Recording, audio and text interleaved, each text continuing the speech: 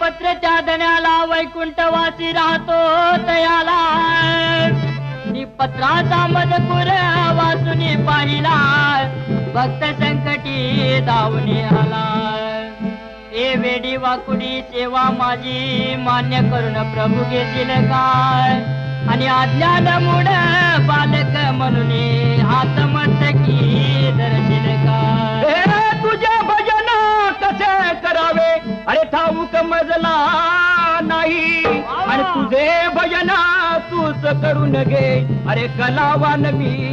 नाही कोणी माना कोणी मानू नका यात आमचे काय आणि भगवंताची सर्व लेकुरे एक पिता एक माय दत्त दर्शन